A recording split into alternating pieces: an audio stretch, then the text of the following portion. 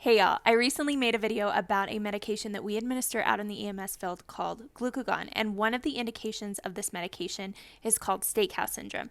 And I had a couple of people message me, what the heck is Steakhouse Syndrome? Why have I never heard of it? Why is it not in my protocol? So I figured, let's talk about it. Also, if this is the first time we're meeting, hi, I'm Stacy. I'm a paramedic instructor.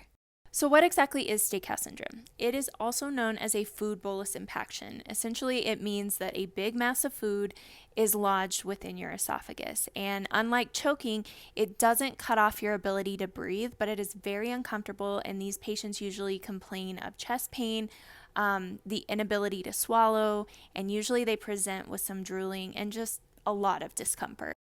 There are certain esophageal conditions that will make a patient more prone to something like this, but it usually is just a result of somebody not chewing up their food well enough.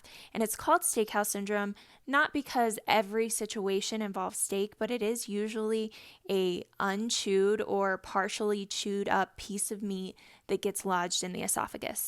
So this picture is very basic, but you can see the esophagus and it looks like a narrow tube, and that's essentially what it is. It is a narrow muscular tube that takes whatever you eat or drink, water, soda, and whatever type of food, and it carries it down to the stomach for further digestion.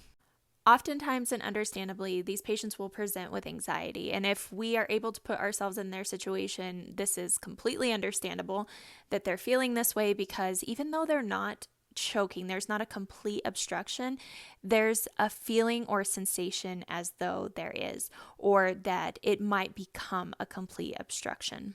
So what can we do for this patient pre-hospitally? Probably the most important intervention that we can do is keep the patient calm, or attempt to keep the patient calm and not hype up this situation. Of course, we can obtain vitals, and if it is within your protocol, 1 milligram of glucagon could be administered. And the hope is that the smooth muscle relaxant effects of glucagon would kick in and allow that food bolus impaction to pass from the esophagus into the stomach for digestion.